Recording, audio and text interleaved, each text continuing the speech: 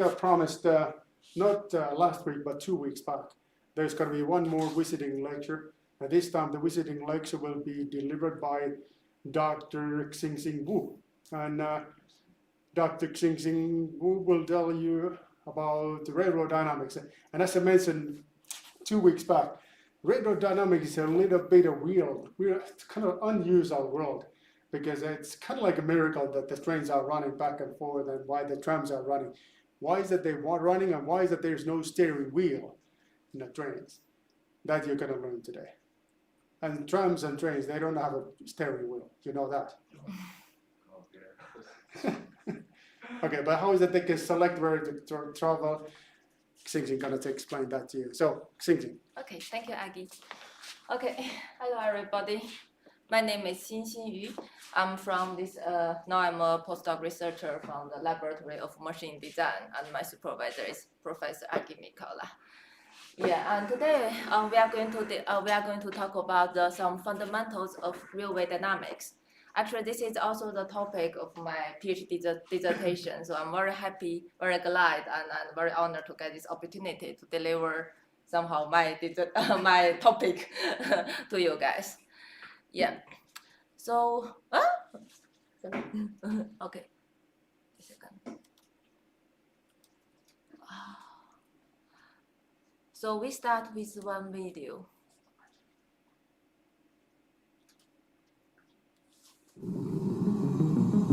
Look at our universe. An amazing assortment of incredible objects, isn't it? An enormous system in which everything is connected. You could call it a miracle. Take this guy. He overslept by 35 minutes, ran 531 steps, while drinking 68 milliliters of coffee with only 47 seconds left to catch his train. It's almost a miracle that he made it on time. Little does he know that the train approaching him is anything but a miracle. It's on time too, thanks to the commitment of people who made the switch from thinking of miracles to making them happen. Creating a sophisticated, safe rail system that's been operating since the 1830s, following the same principle: tracks, wheels, motion. And that story continues today, connecting cities, countries, continents, and people all over the world.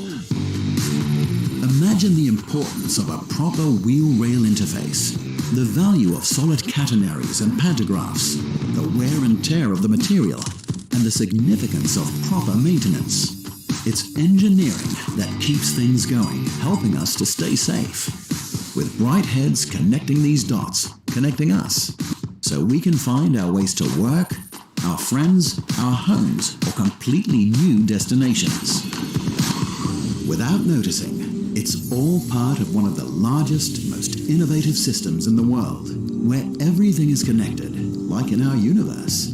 And the best part is, it isn't a miracle, it's engineering. You never realized that, did you? Okay.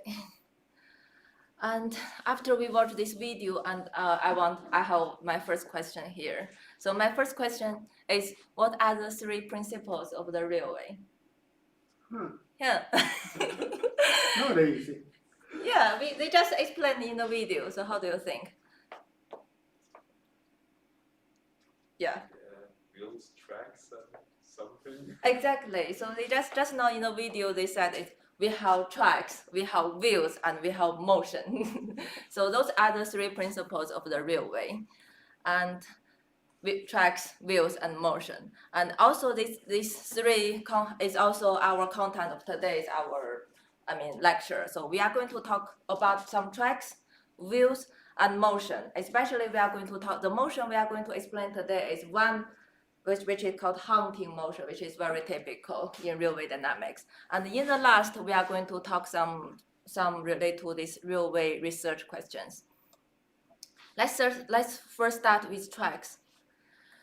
So if we can see from this figure, it is very common in our daily life. I mean, we can see them from this railway, Laplanta railway station, and there is also several tracks which is very close to the city center. At least when I go shopping, I always see those tracks. So what do we have in the tracks? So first, we have rails. it's a we have reels. Oh, sorry, it's not so clear. So, sorry, this color should be. We have reels. So we have still reels which are parallel with each other, and under the reels we have sleepers.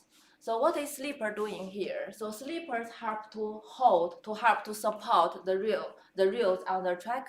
At the same time, sleeper can help to transfer the load from the vehicle to the ballast and the subgrade. So what is that is a sleeper doing?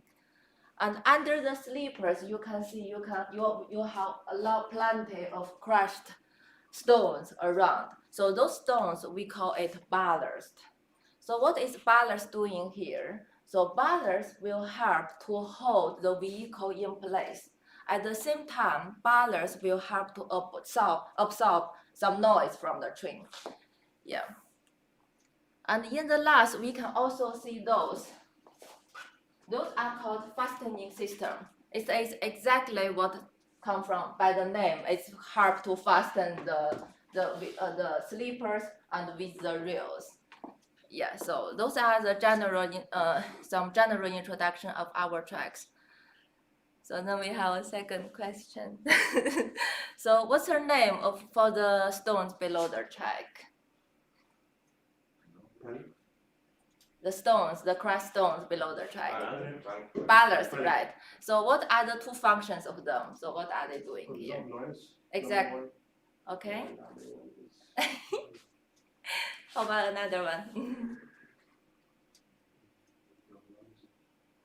So it can help to hold the train in place. That is also very important. So it can hold the train when the train is running. It can hold the train in place, the vehicle in place. So at the same time, it can also help to absorb the voice. Yeah. Oh, thank you. Very nice answer. Is the slipper connected to the ground? Sorry? Isn't the slipper bolted to the ground No. at all? No. Yeah, because the ballast will help them to hold. I mean to fix those slippers. Yeah. And the next we are going to talk about the wheels. So before we talk about the wheels, we are going to do some experiment here. So before we proceed to wheels, Yes. Since we are Yes, like please. on the previous subject, Yes. is this a particular kind of I don't know, demands or set of criteria for ballast or that for those things? So how much the depth should be? Yes. But I don't remember correctly, but they do have some design. So we have, and we not only have ballast, under the ballast we also have sub-ballast and some subsoil, and they have different layers underground. Because if it was just they Of could course lose not. Yeah. easily. Yeah, of course. They have, and I mean, we have ballast, and under the ballast we have sub-ballast, and then we have subgrade, and under the subgrade we have some subsoil. So those actually all the combination of those tracks, and which can help to really hold those trains fixed there and the track won't run away. So but that's very nice point. Yeah, exactly. Yeah. Thank you. Thank you. So then we talk about the wheels. So before we talk about the wheels, we do a little bit experiment here. So we first started with the cylinder wheels. Okay, and we have one very simple track here, paper track. So if this is a tangent track. So if the cylinder, it can go. Oh, sorry, it can go properly, right? There's no problem. But however, if we think a little bit angle, just a little bit angle. Let's go again. That doesn't work at all, right? So this cylinder wheel set, this cylinder wheel set can help the vehicle to follow on the straight way, but not curve.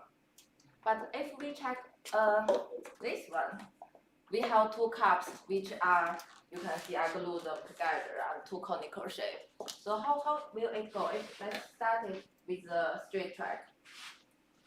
I'm sorry. Again, no problem, right? we tilt a little bit angle.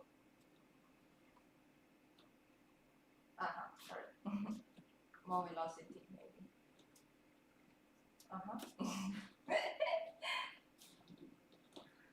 Okay. If you self-center, let's repeat again. Right. And if we make these two cups in an opposite way, let's see what will happen.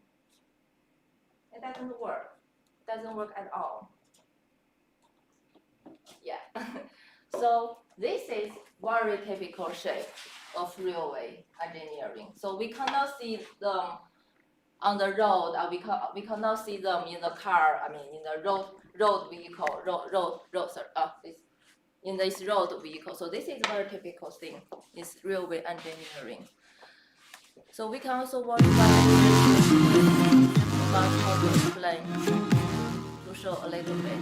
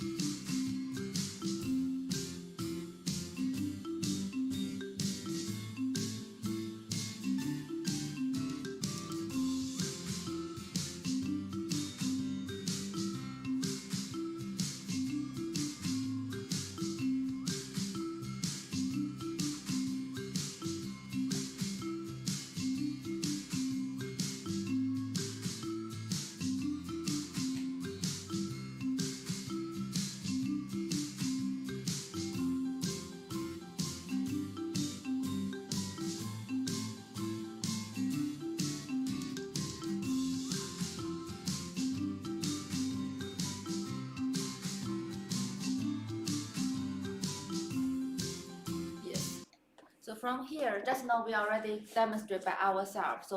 So for the wheels for the railway engineer, we have the conical shape, and those conical shape for the wheels, it will help to correct the course of the train towards the center.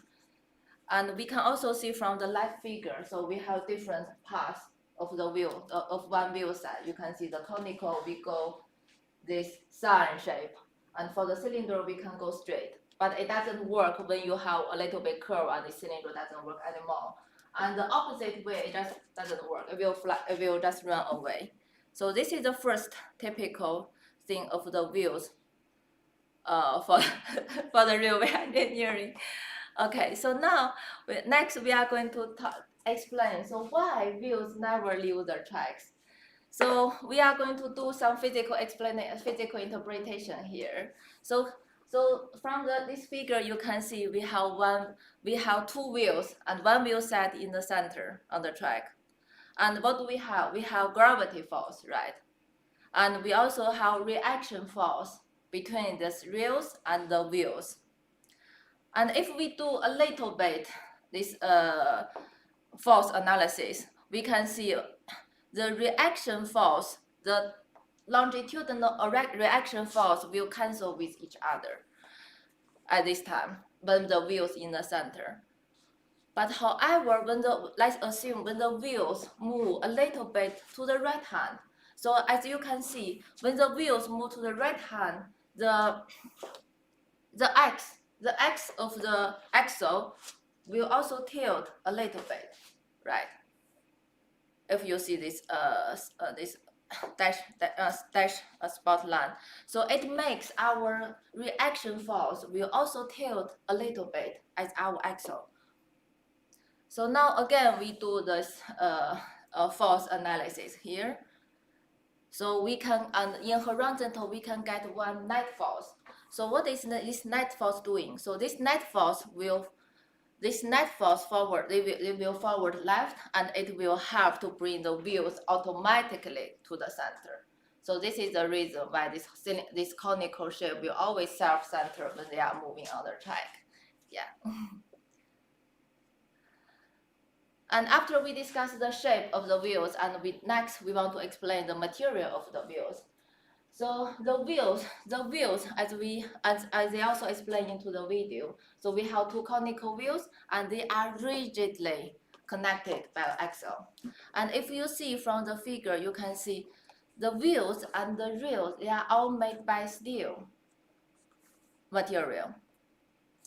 So this is also another typical thing in railway dynamics that you cannot see in a road vehicle. So this steel wheel in contact with the steel rail can reduce, 85 to 99% this friction, rolling friction.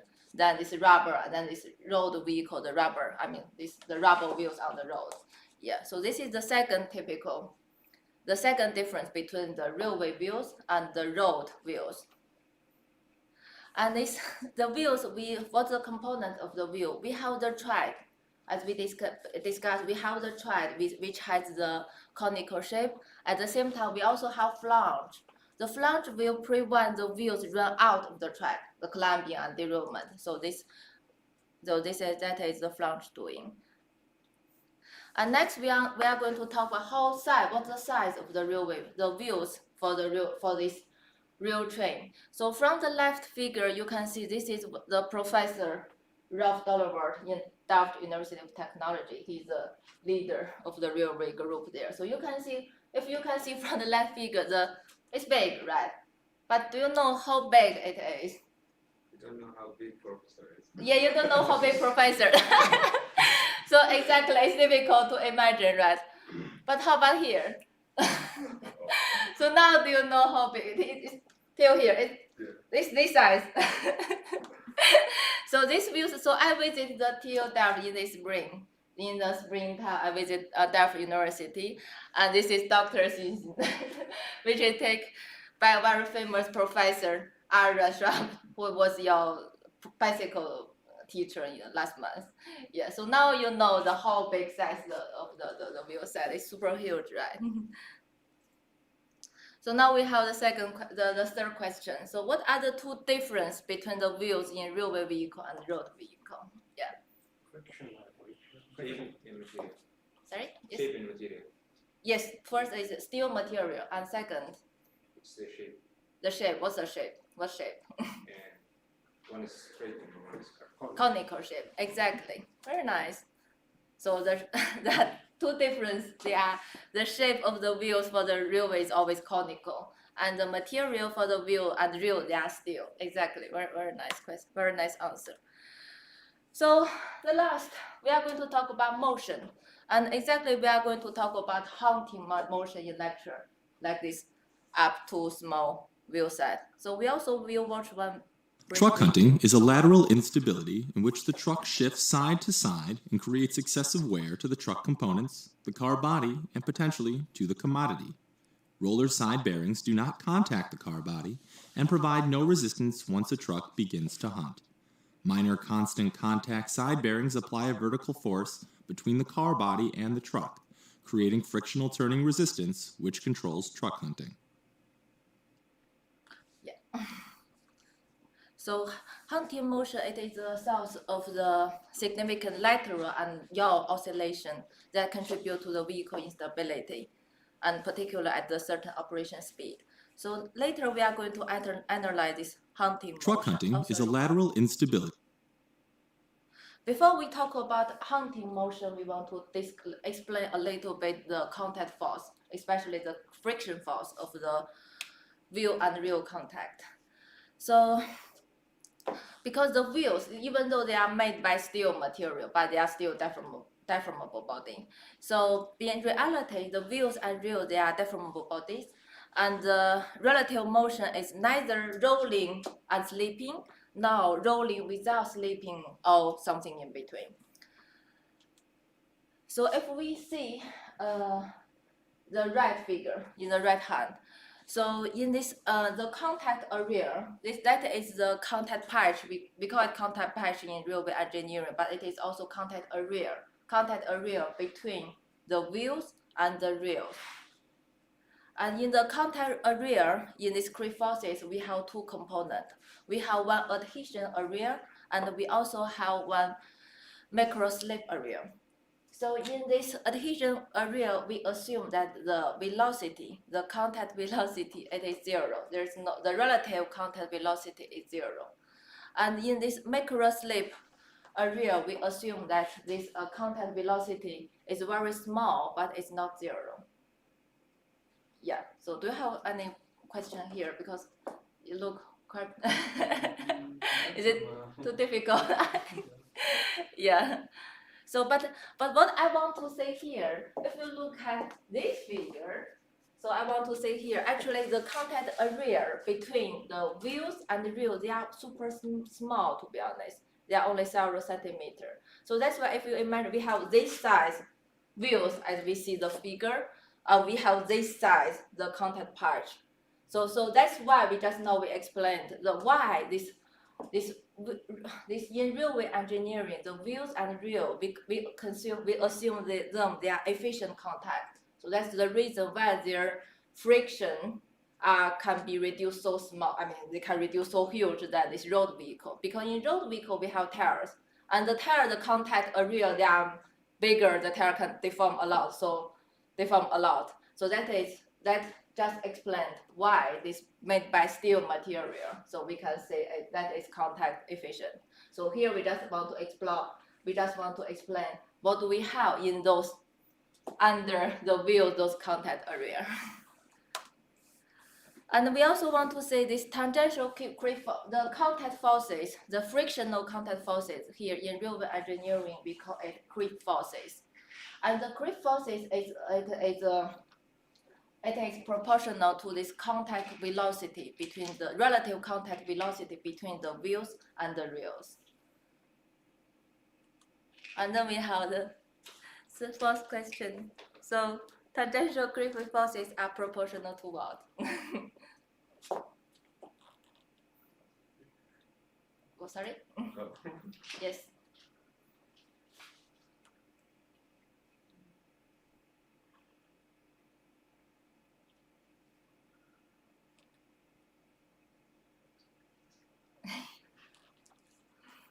We have the wheels running on the track. So how do we calculate our the frictional forces? The friction force. If we go back, so the tangential creep forces are calculated based on the frictional coefficient, which is called F, and also the contact velocity, the relative velocity between the wheels and the rails. So here we at the contact point. It must be at the, for example, so this is the wheels, right? So when the wheels running on the track, so we calculate the contact velocities between the wheels and the rails, and the frictional forces are calculated based on this frictional coefficient F and also contact velocities V. So this is also the answer of our question. Yeah. So tangential creep forces are proportional to contact point velocity. Yeah. Do you have any question here?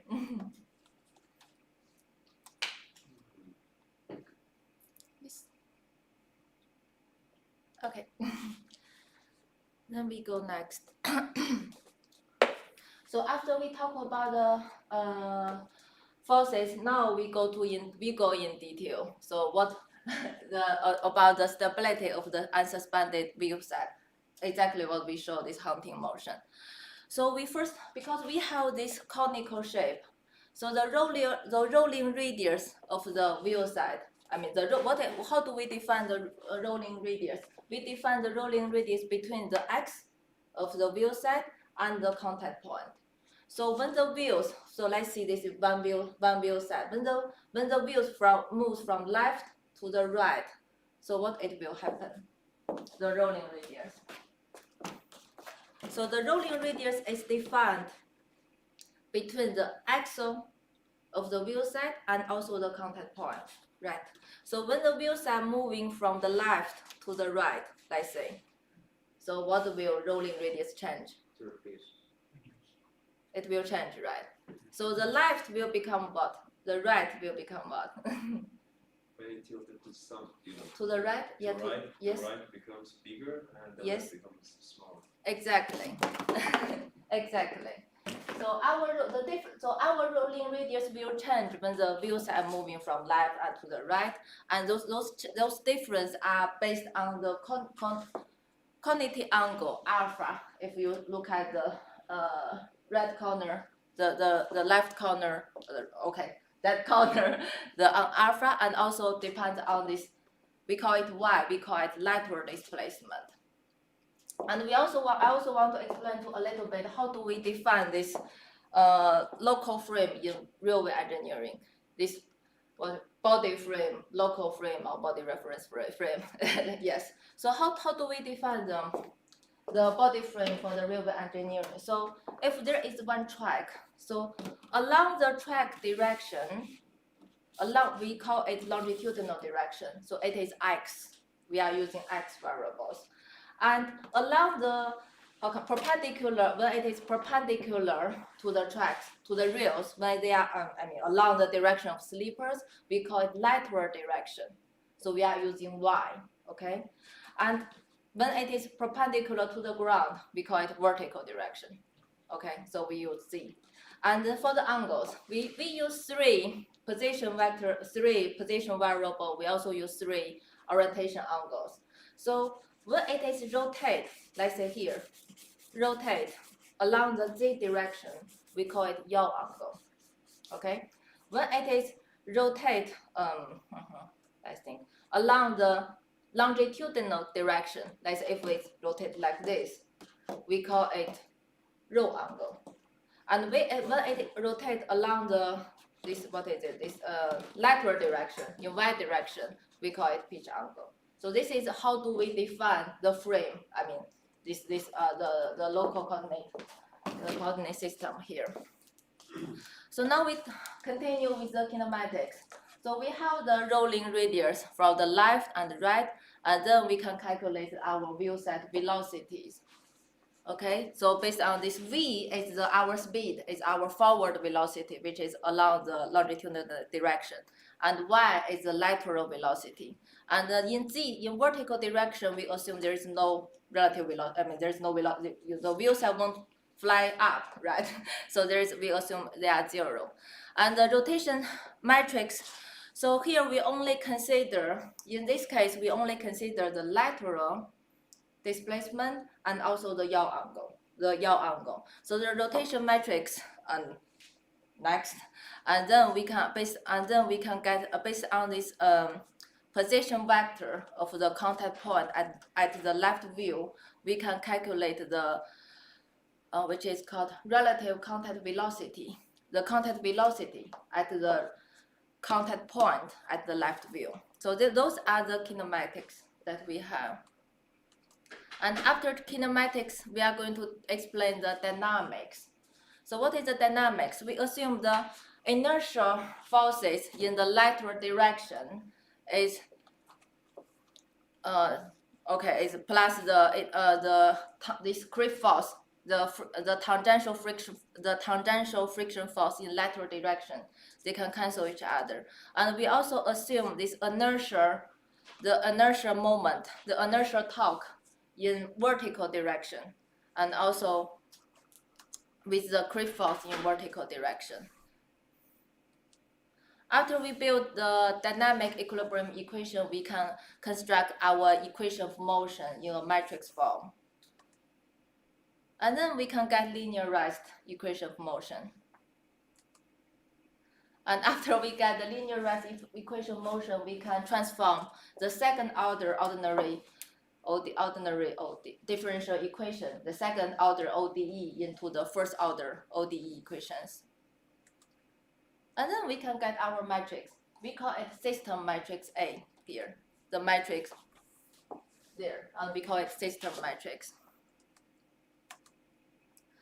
So what do we analyze? So we are using the eigenvalue analysis. We analyze the state matrix A to analyze the stability of the unsuspended view set. So as you can see, the matrix A, they are function of what? They are function of the mass matrix, they are function of the stiffness matrix, they are also one function of the damping matrix. But if we go back, we can see the mass matrix here, they are constant, right? And the stiffness matrix here are also constant. But however, our damping matrix, our function of the forward velocity v, so which means finally our state matrix, our system, this matrix A will be a function of v, and I will be a function of forward velocity. And after we are doing this eigenvalue analysis, we will notice that our eigenvalues and also our eigenvectors, they will also be a function of forward velocity. So we can get the natural frequency based on the eigenvalues, and also the eigenvectors, we can get this vibration mode based on the eigenvectors. Sorry. And in the end, we can plot the real value of the least damped the real part of the least damped eigenvalue. We can plot it as a function of the forward velocity. And if you can see from the up figure, the real value, they are always above that zero. They are always positive. So in this case, we assume they are always positive. So we assume their critical speed is always zero, which means they are always unstable. They are always, so let me show based on some simulation. So here is so this is the view set. This is the view set. The left view set, we take some part to here, okay? This is the real height, and it is here, okay? So if we run this video, so you can see when the forward velocity is 5 meters per second, it's always a little bit haunting. I mean, from left to right, from right to left, right. And when this forward velocity is 20 meters per second, so you see the flange contact occurs. Let's show the video again.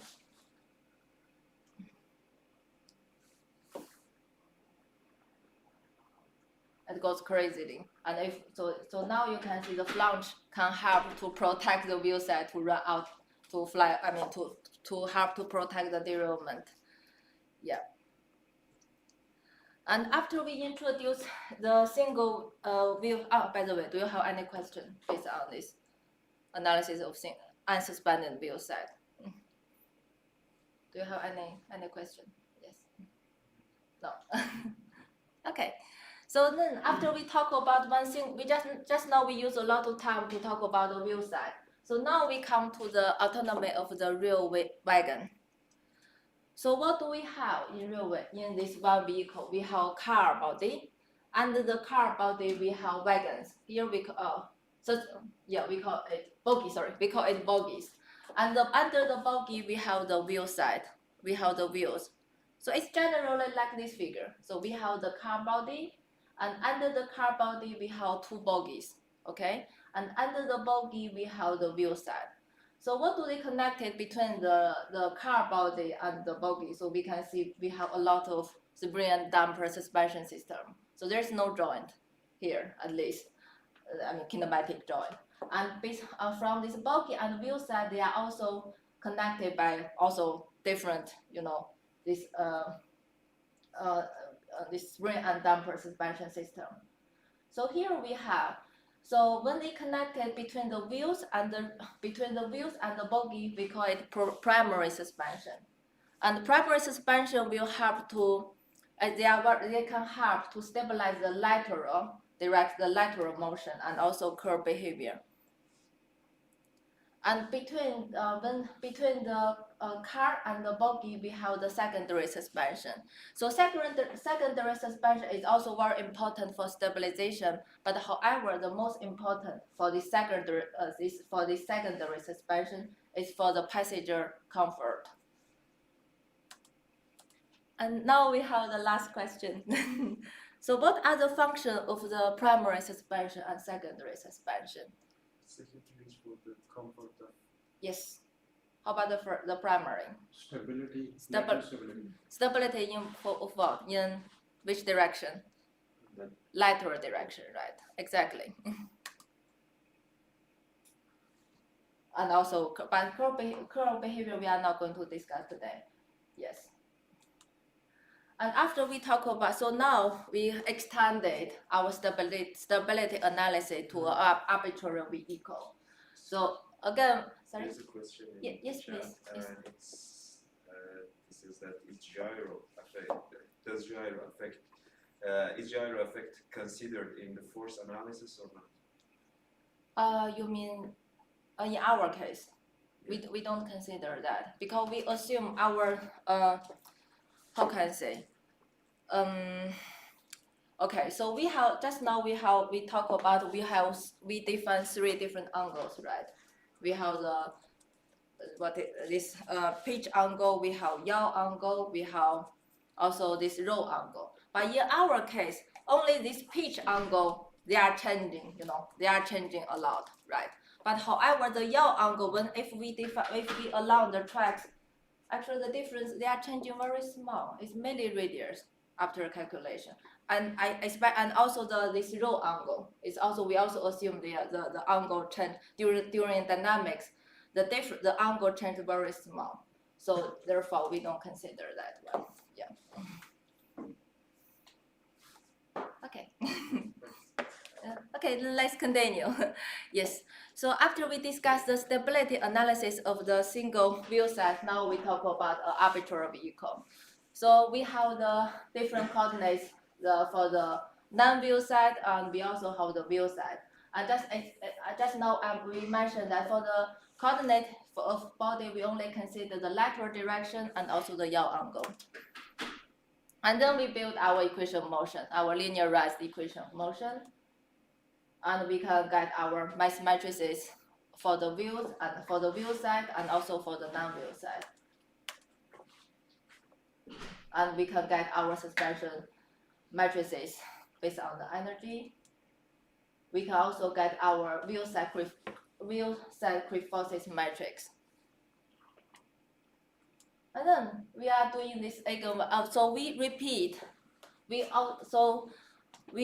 Okay, so we didn't write here. So after we get this linearized equation of motion, we need to transform the second order ODEs into first order ODEs. And after that, we can get our system matrix A. So we do the eigenvalue analysis of our system matrix. So finally, we plot this figure. So just exactly what we just now we explained. So we assume the real part of the least damped eigenvalues, when they are above 0, we assume they are unstable. When they are below the 0, we assume they are stable. So we can see when this forward velocity is 26 meters per second, their real value they are very close to 0. So in such case, we assume that the critical speed for this one bogie system and one bogie with 2 wheel set, you can see from the middle figure. So we assume they are their critical speed. So let's take some videos. So you can see when the forward velocity, when it is small, 10 meters per second, it will hunting behave a little bit, and then this hunting motion will be damped. Let's check it again.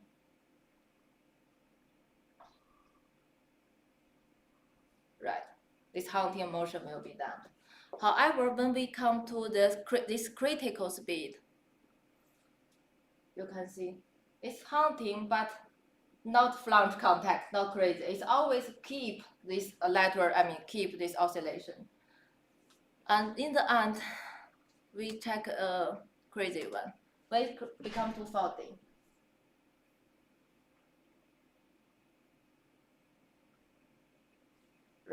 So now we can see the difference of the critical speed, below critical speed, when it is critical speed, and also when it's over the critical speed. And this in real wheel engineering, we always try to run our vehicle below the critical speed because we assume this flange contact, those hunting motion, they are not safe for us. Okay, so in the end, we have this is the last question. So what will the vehicle behave if their speed are above the critical speed? Yeah. Unstable. Exactly. It's too obvious. I didn't know whether I should tell it or not. Yeah, I was looking exactly. for some kind of sophisticated answer, but But good job, good answer. Exactly, this is the answer. Yeah, so lateral unstable or hunting. Yeah. So this is today's our last slide. So in the last. Can you click this this meeting invitation to be away? Okay. That one. Oh, okay. Thank you. Yeah, thank you. So this is the last slide that we are going to talk. So we are going to discuss the railway research question. What do we have in our research questions? So as we can see, first we have the switch and crossings we analyze. And we also have the curve negotiation and track irregularities. I'm going to play this video.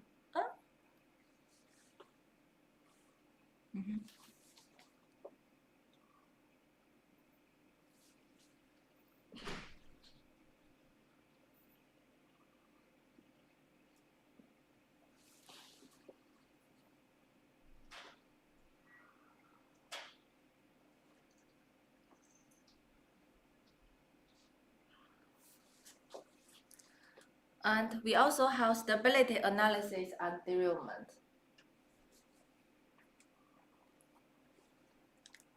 Wear and rolling contact fatigue.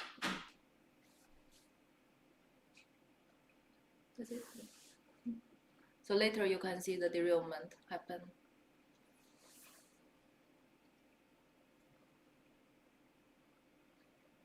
Right. When this case, when the vehicle is running about, if I remember, it's 80 meters per second. Yeah. On a curved track. And we also analyze the field and laboratory experiments and test. And we also do this vehicle dynamic analysis and train track interaction. And actually today we talk a lot about the vehicle dynamics and also this contact, this frictional creep-force contact. Yeah. Okay. Thank you. I hope that I can. Yeah. It is useful. Yeah. Thank you. Okay, so here's what I'm proposing. So Yes. we already set the questions that you will see in a midterm exam. But can you make one extra question, which Yes. is a possibility you to gain more points than the maximum points? And this could be the one that is related to Xingxing's presentation about the railroad dynamics. So one extra question. Yes. So it would be possible you to score more than a maximum points. What would be the question you like the most? And I will give the word to hear the people that are here in the lecture room. Online participants cannot answer that question. So which one we should select? maybe that one says like somehow we have gone through it so fast. The one related to creep. Creep forces. Creep forces. Yeah. Okay. Well, that's a little bit difficult, but Yes. okay. What about the simple one about the conical shapes? There was in the beginning there was something. Is it too simple? You could answer that with the common sense. You can. But I think there was a number. What was a number? Question number 3, Yes. I believe. What about the suspension? Suspension. Suspension, Suspension is very Primary, good. secondary. Suspension is That's a question good one. 5. That's a good one. I think it was a question number 5. Yes. Here. The factor. Yeah. What is a functionality? There's a primary suspension and secondary suspension. Yes. That's a good one. I have a question to Xingxing, which this is something that I don't remember well. Mm-hmm. But one of the trains that are running between this city and Helsinki is called like pendulum train.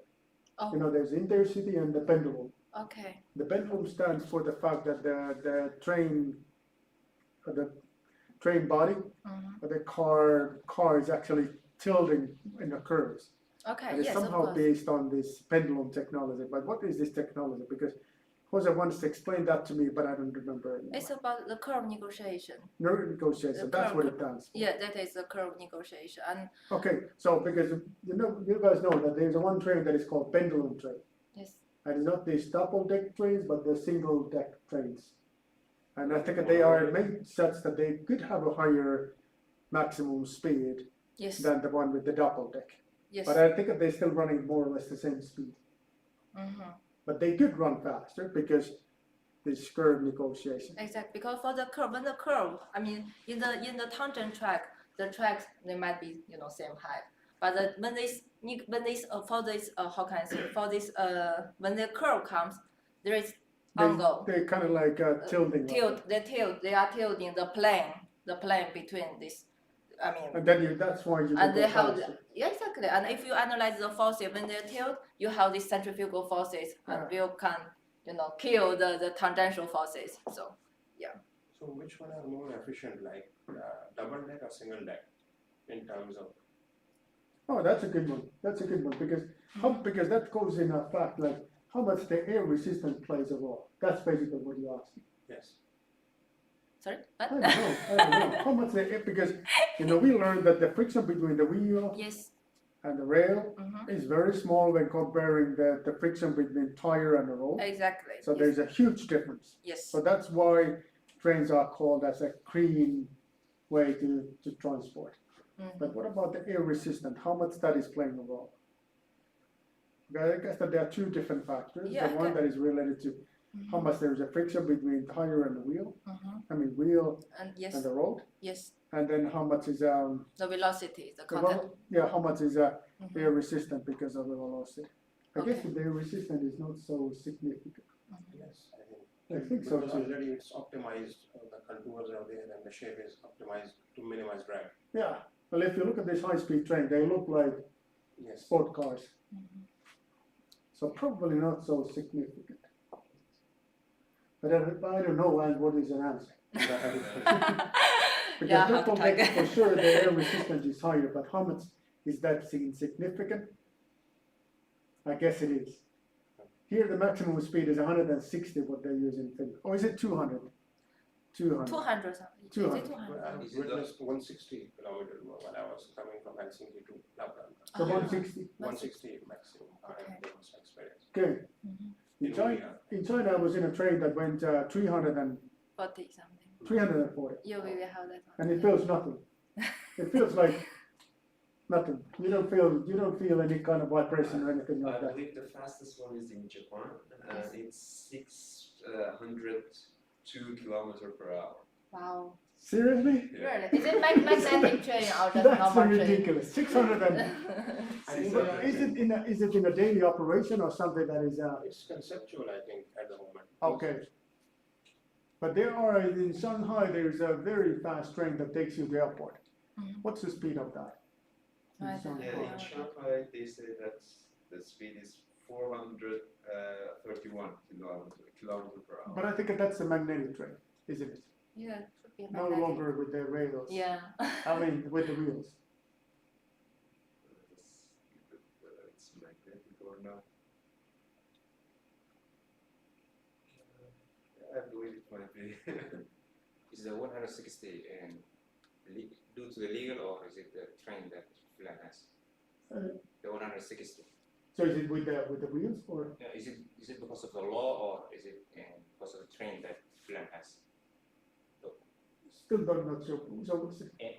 You said that the train in Finland are at most 160. yeah. Is it because of the law or is it because of the train that they have? Okay, that's a good question. I think that if the train could do faster than that, they will change the law. For sure. For sure. Yeah. But I think that they can make it faster than that. But I think that is somehow, That's what I'm it's thinking meant. that has to be related to tracks. And another thing, they do take is pit stops. Like if they move at certain, they have to reach to another stop in some time frame. Yeah. So that would be one of the reasons to keep it at that limit. Otherwise, it's going to be a rush towards I think in short time Good to bit, the good bit. pit stop. Yeah. So, Go ahead. like all we have been talking about is like how to decrease friction and increasing the speed. But I've been wondering. So when we do that, how can we stop that? What's the brake system? That's a good one. So, because if you wanted to brake, you know, something, there's an urgent need to stop the train. Yes. How long it takes to stop this train? So if you make emergency brake, Yes. so in a truck it takes 50 meters, I guess. How long it takes for the train? I haven't checked it yet, actually. But have to be kilometers. It And Have to another be thing, kilometers. and also braking is very dangerous for the trains. yeah, actually. since we don't have any kind of friction, Yes. so how can you stop that? Because like it, you know, on the ordinary vehicles, like the one that you know, it moves on the ordinary roads. Yes. You know, we use friction to a good degree to stop the vehicle, Yes. and that since we don't have any kind of friction. We also have friction in the but Yeah, but that's it's, small. not, It's it's just only, small. so we just learned that smaller. it could be Yeah. 99% less than in tires. So it means that the emergency braking have to take like 10 kilometers. Maybe I- So you stop it here and just before goal lights fully stop. So if you want to like stop it in Mate, You have started But- brake but over you there. have to- Every now and then when there's this accident, train accident, Yes. the train can see that there's something in a track, but nothing they can do. They can see that there's a truck in a track, but they can brake, Yeah. But nothing happens. It reminds me of Top Gear. So imagine when someone is going to commit suicide on the railroad. And Yeah, there's nothing, Oh, nothing, nothing like, nothing railroad. the train can do. operator. Oh, someone. Anyway. Yeah, better just to go because it's gonna make any difference. How long, can you Google how long it takes, the emergency braking trains? Yeah. How long it takes, but I have to just think that I have to take a really long distance. Another big difference, you know, another significant thing to mention that in US there's a lot of tracks. But US, the tracks, I believe that are owned by freight trains. So there's a lot of freight oh, trains, first trains. Yes. but not so much passenger trains. Oh yes. Once I took a train from Buffalo to New York, and every now and then the train stopped, and there was an announcement that we have to stop because the freight train is going ahead of us. And I thought, what? Goods are more important than people. People. That was really amazing. That would never ever happen in Europe. So if there's a freight train, the freight train goes away, and the passenger train goes first. Always. The freight trains goes in the nighttime in Europe. Never during the, I mean that they can go in the daytime if there is a slot, but for sure they don't have the highest priority like in US they do. But emergency braking, how long what's the, like I was guessing that you go these 340 kilometers per hour and you're braking, so it's gonna take a while. I'm looking for some kind of reliable source. Because like, But it have to take a long time. I have a question. Yes. In aircrafts or vehicles, there are some like emergencies. If, for instance, I put it this way that one of the suspension fails, Okay. how the locomotive or the train is going to negotiate that situation? Like if any of the, like primary or secondary, Yes. if any one of them fails during the commuting, Mm-hmm. so They have how to going to negotiate this situation? Yeah, they Do you have to reduce the speed, I guess. Oh. Yeah, because just now I mean, if because those we calculate this, we just now we calculate this critical speed, right? And I also mentioned here this critical speed is very important for us because the train should always running below this speed. And the critical, if we check, okay, sorry. So it immediately affects the critical speed. Exactly. If you break one of the suspensions, the critical speed go down. Go down, so your train should running and lower, below this speed. That's a good question. Have you ever seen any accidents because of failure of the suspension system? I didn't. Can it happen? It's hard to. Yeah, it's. Because every now and then there are train accidents, but mostly because of the too high speed. Yes. So you go to curve with the too high speed, Then you and just then there's a derailment. derailment. Yes. Derailment, and that's very bad. Mm-hmm. Yeah. But how is it that the train is still the safest way to commute? I think it is. There is nothing more safer than trains. Is it that the case? Oh yes, of course. Yeah. They assume that train we are safer than road vehicle and also this air flight. Yeah. But because this safety analysis is very important for us, so that makes this railway this railway research, we are very conventional. We are trying to, because we are, for example, when I was talking to Jose before, where I was trying to do this, trying to study this safety analysis. He always tell me, okay, Xinxin, you have to be serious. You are killing people if you are not serious. Exactly, you are murderer, so don't be a murderer. Yeah, so you have always be very, very careful with all these suspension parameter and forces and make it, accurate. Yeah, so. So like, it's not a complete reliable source, like, but it says that it depends on speed. Yeah. Yes. For example, at 100 kilometers per hour, it takes around 250 meters. Okay, not bad. Not bad. And at 160, Yes. it takes around 600 meters. 600 meters. Okay. So imagine that, like. So yeah, that's why if you see that there's something in the truck, Okay. what are you gonna do? Situation. Pray for their soul. Increase the speed so that it goes like. Yeah, maybe like that. Yep. No. 600 meters. So in a truck, it's 50 meters, I would say, maybe. Okay. But hey, thank you, Xing. Oh. Thank you very much. Thank you. So that was another lecture. So, and as promised, this question number 5. Was it the number 5? I think it was a number 5. Oh yes, number 5. That would be yes. an exam paper as an extra question. So it's not going to take, if you're unable to answer that question, it's not going to take any points away from you. But if you're able to answer it, you will get some extra points. Okay? Oh. All right. So then, I will take Xing position, because there are a few things to discuss about this dissertation project, thesis project. So let me take this away, and I will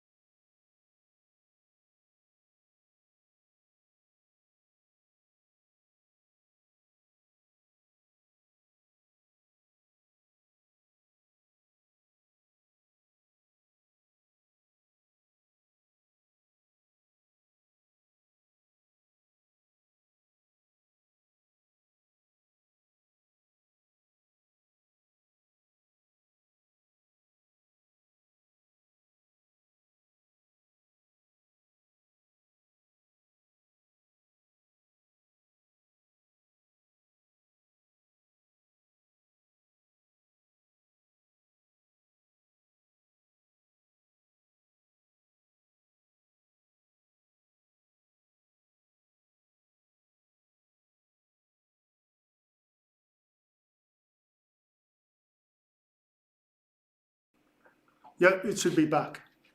It's back.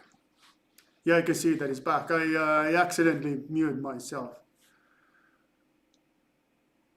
So still looking for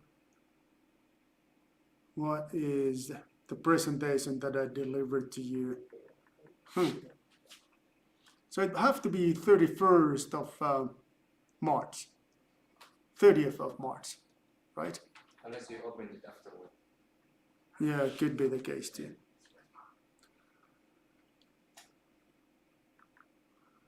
So it'd have to be here.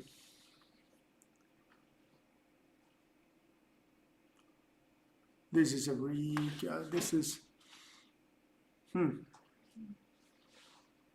that's the one that I opened it. So I think that I can use this one. So it's probably not the latest, but it will for sure will do. Oh, this is the one. Now I know, this is the one. I remember that because the presentation mode was a different here.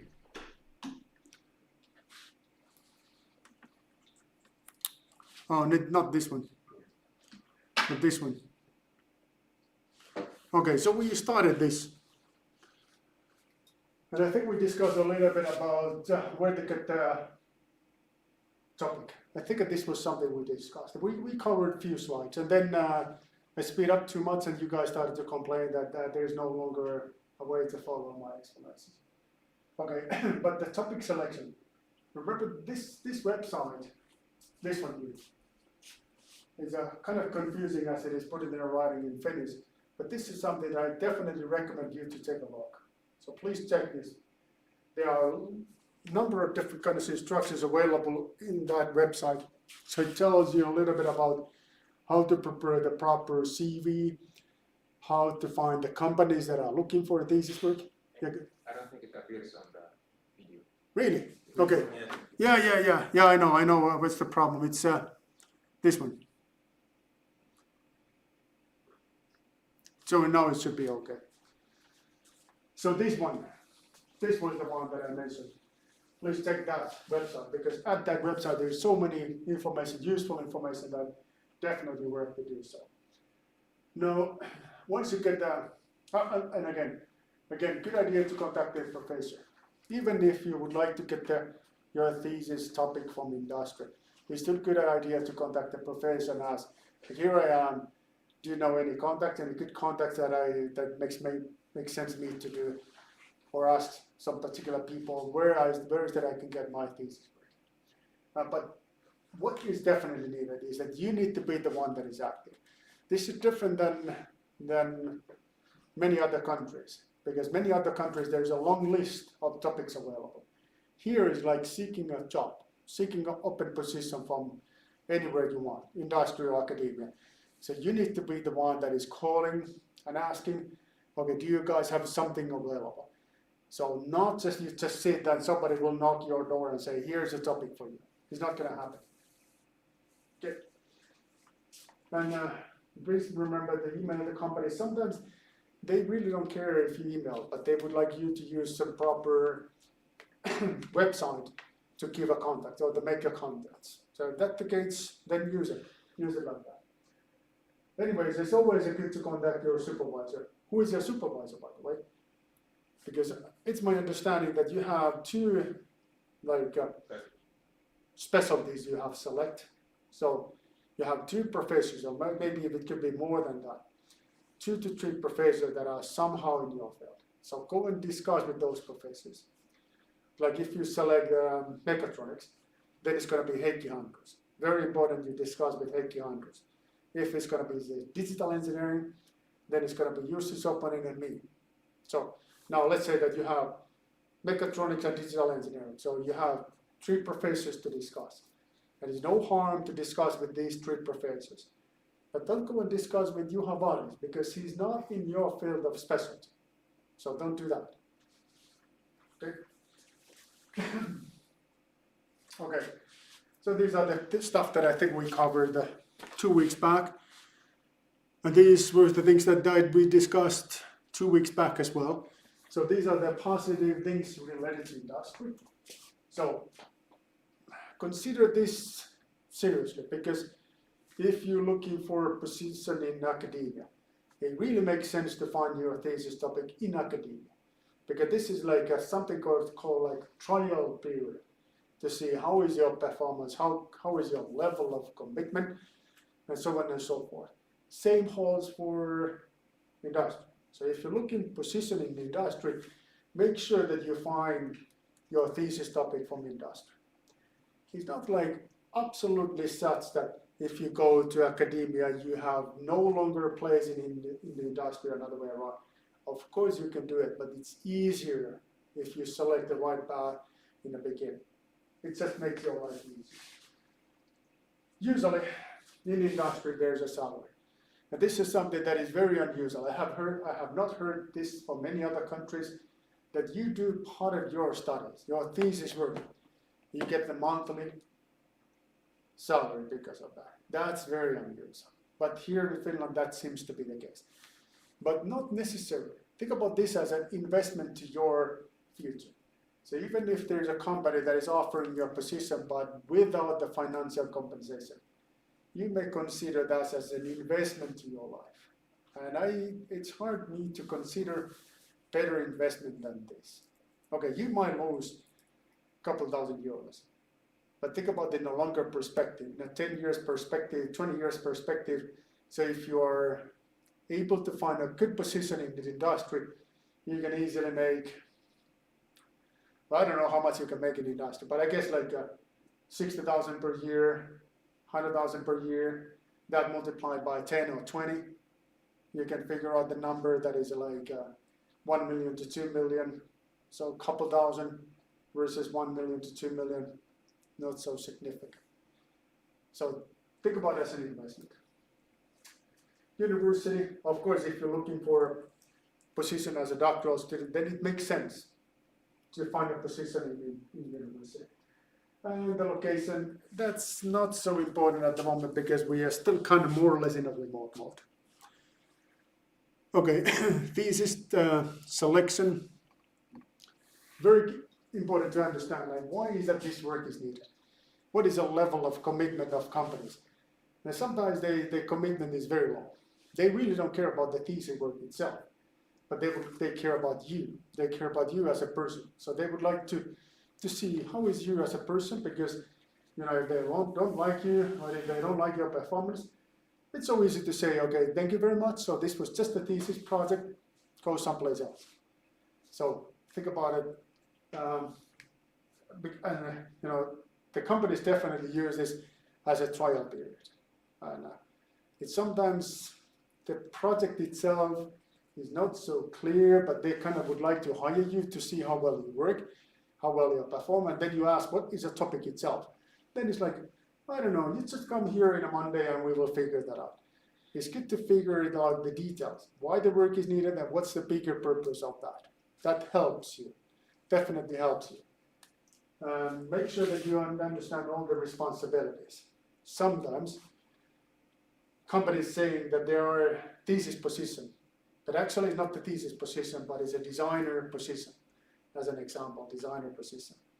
Then you will be heavily loaded by other responsibilities other than your thesis work. And this could be very bad for you because it can be the case that your thesis is no longer 6 months in length, but it could take a year. But this is something that is not positive for you. It's very important to try to keep it in 6 months. 6 months is something that is heavily recommended.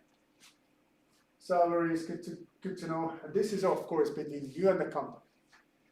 Sometimes, a couple of times I got the phone call from my student and say, hey, Aki, can you please call my supervisor and ask me to get a better salary? Because I'm not happy about my salary here in the company. I cannot do that. This is something that is between you and the company. And I'm not coming to help you and say, hey, so this is an outstanding student that your salary is not very good. Can you give him a better salary? I'm not going to do it. And they are going to laugh to me if I will do that. So that's not the case, but that's not the way to go. Think about also why you like to do this work. What is the way that this makes you stronger? Think about this investment in longer perspective, 20 years perspective. Sometimes there is a thesis topic that needs the knowledge about let's say the flow analysis, CFD, and then you might never heard about CFD. So don't call the position like that if you have no proper background. So go easy with that. I understand that there's a high desire to say, yeah, I know the CFD, and then just prior to invitation for the interview, you Google what the heck is CFD, and then you figure out, okay, yeah, so it's somehow related to computational method, and you say, yeah, it's been my whole life, CFD. I am like, my middle name is CFD. So, and then when you started to work, you realize, oh my God, this is not gonna fly. This is not gonna work out. Okay, think about this. So you can select the topic just once.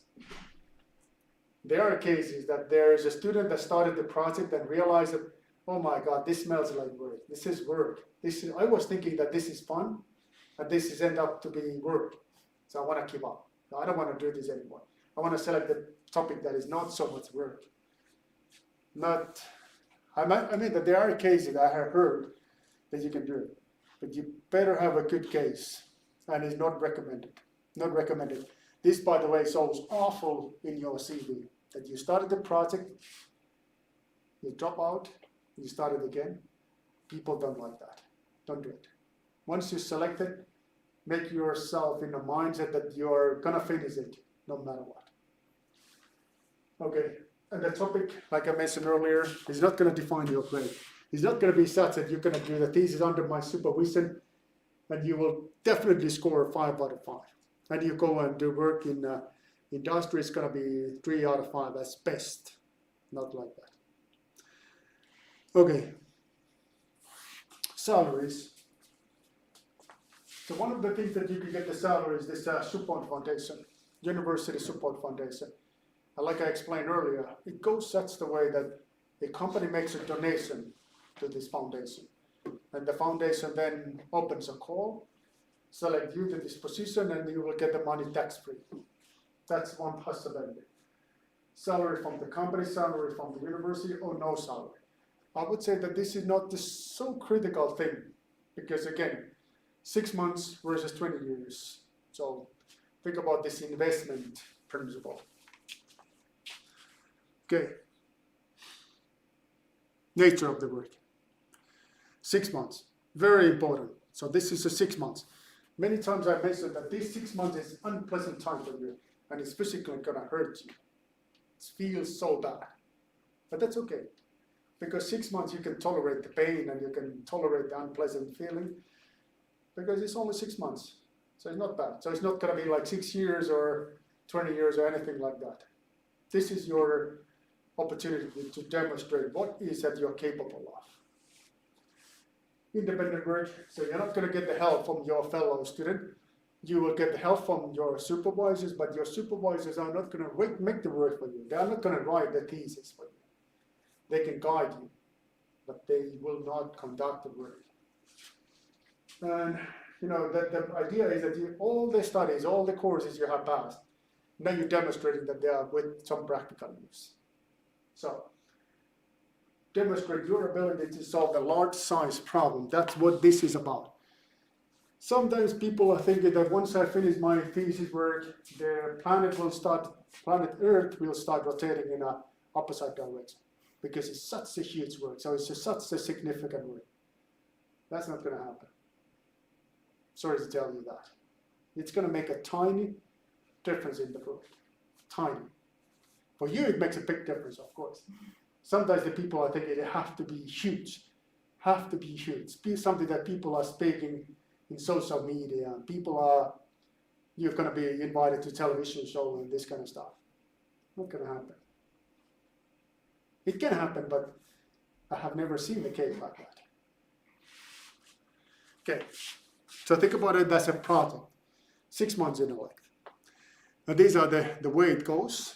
This is my style. So we have a kickoff meeting, there are monthly checkups, and then this is when you need to demonstrate how well you have pursued. 6 months in total. This is what I would really like to emphasize, the 6 months length. Instructions to carry out the work. This is something that is important. So in the beginning, make the table of content of your work, research plan. it serves as a research plan as well. Because you need to make sure that, okay, there's going to be introduction, there's going to be a method section, there's going to be a results section, there's going to be a discussion section and conclusion. And then you should monitor your performance. So if you recognize that, okay, I'm still in the introduction section and now is already my 5th month, I'm finalizing my introduction, you see that you're left behind of your schedule.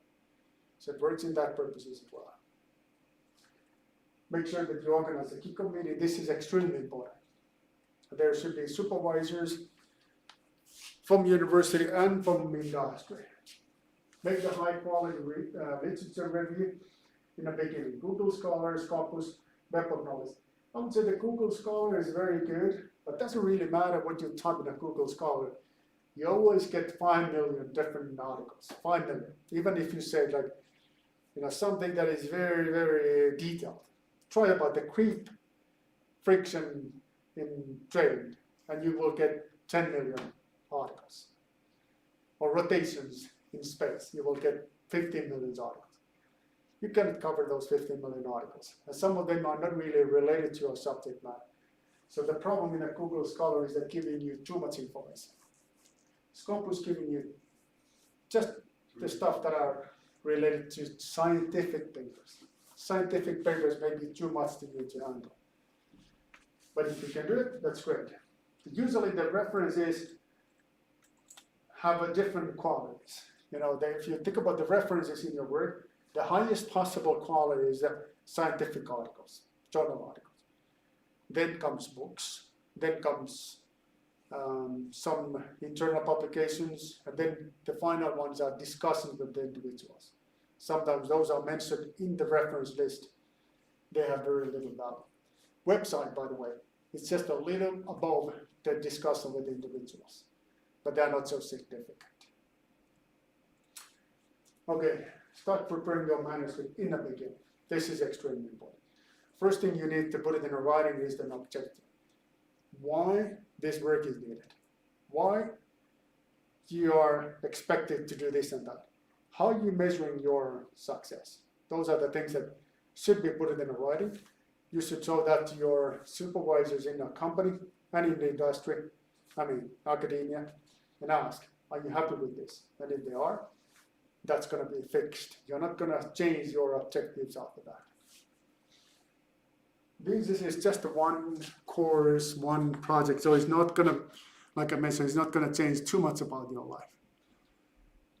I realize that I still, again, today too, I need to speed up because I have a meeting at 10 o'clock and I need to go visit in my office prior to that meeting. Okay, reporting. 5 sections. Use always these 5 sections. So Kimmo Kekkonen and I, we have supervised a lot of theses. I don't know how many, but I guess like 100 theses. We always say, use these 5 sections. Sometimes the people come back and they say, no, I decided to use 20 sections instead of 5. Don't do it. This is the way to make things in balance. And this says that, the introduction, where you're introducing the subject matter to reader with the figure, and you tell him what is the objective of your work, what is the reason you do the work, you can jump from introduction to conclusion and see how it happened. So were you able to achieve those objectives? How is it you made this and that? How is it you can evaluate the success of your work? You can skip all these sections in the middle. That's possible to do it that way. So let's take a look what it should be in each of these sections. So introduction. So like mentioned, so it should introduce the subject matter to readers. Use figure. Always use a figure. So if your thesis is related to railroad dynamics, make a figure about the train. People understand, oh, this is how the train looked like. Even though that is kind of obvious, definitely is obvious for you. But the readers, it will carry significant value. Purpose and objective of your study. Super important. Always make sure you have this. Sometimes people forget to mention. Why is that they do the work? What is the problem need to be solved? What's the benefit to do that? Because it's so obvious to you. And then when you started to write the thesis, it becomes to be so chaotic that there's no limit. So So it's going to be impossible to follow it. Methods. You're introducing the tools that you can use to solve your problem, the problems that are related to your problem, something that are close to your problem. This is where you're not telling exactly the applications you're dealing with, but more general. This is the tools, that these are the methods that can be used, and I will use this method to solve my problem. Let's say that this is railroad dynamics. You can solve these equations about what is the stability, what are the methods used in the railroad dynamics, there is this multi-body system dynamics, and others. So you're telling the tools, you're explaining the tools that here, but not the problem what you will solve. That will come a bit later. That will come in a section number 3. And section number 3, this is where you're explaining. But this is too much about the simulation focused. But this is where you're introducing, this is my application, this is where I'm going to use my tools at. And then here is all these, you also saw the results, and what is that you can learn from those results that will be explained in the section number 4. Conclusion is a summary of the work you did, and then you reflect back to your objectives. Yes? And is it always written in order, or when writing it, do you write this, and then later organize? Yeah, this is a good because usually my recommendation is to first write this one. Purpose and objective of the study. And then maybe you can continue with the methods. And why is that? Because writing is a talent, like everything else, right? Riding a bike. More you write, better writing you will be. And the same here. So if you start it here, the first sentence will be something weird, like hard, not even proper English or proper language, but something that is for sure is not fluent. So it may be better to practice first, because people would get started here, and it needs to be smooth here. My recommendation, this one, a little bit this one, and then go back to the introduction. That's my recommendation. Okay, so make sure these are the simple things. There are sometimes a lot of figures that are not explained in the text. Make sure that you do that. Make sure that your headings are corresponding to text. And that's something that is sometimes good to check when you're finalizing the work. Make sure that you always use a past tense voice. You don't say, I like railroad dynamics, because railroad dynamics is something that I love a lot. If you say railroad dynamics plays a significant role in society, that's the way to go. You're not telling me, I think this and that, I did this and that. That's not the case. No jokes. There are no cases that I have laughed. Sometimes people want to be funny because they want to tell something that they feel is clever. Many of the cases, Kimmo and I, we have fun, but not because of the happiness. Okay, so since my next meeting is already calling me. Use engineering language, meaning that you need to avoid uncompromised language.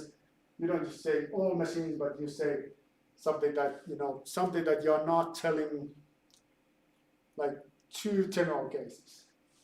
Jussi Sopanen mentioned in his doctoral dissertation, he was my first student, so he mentioned that there is a method called floating frame reference formulation. He mentioned that floating frame reference formulation is always limited to small deformation. And of course, the opponent knew that that's not the case. There are exceptions. So he should make an expression which says the floating frame reference formulation is often used in linear cases. But he did not. He said this uncompromised way. And the opponent made a long story. Have you not read the literature? Why is that you don't know this so well? So what is wrong with you? So what is your major malfunction? So what you say is that whenever we're writing, you should leave some kind of escape for ourselves? Yeah, because, and if you not do that, you need to be 100%, 110% sure that that is the case. You say that all machines are red. Are they really red? You need to be absolutely sure that that is the case. You can say something that we're all affected by travel. Okay, you can say, but then you need to say in planet Earth. but this is so complicated. So better to leave this escape door that you can always go like someplace else.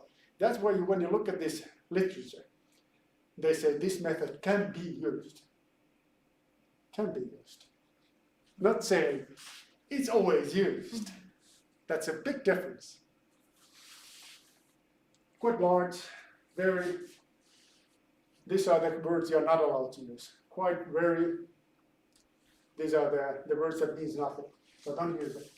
Don't mix languages, meaning that there's a, let's say, something that related to finite element coding or software and English. Use effect, italic font, bold with clear, through the mix sentences. Those are my instructions.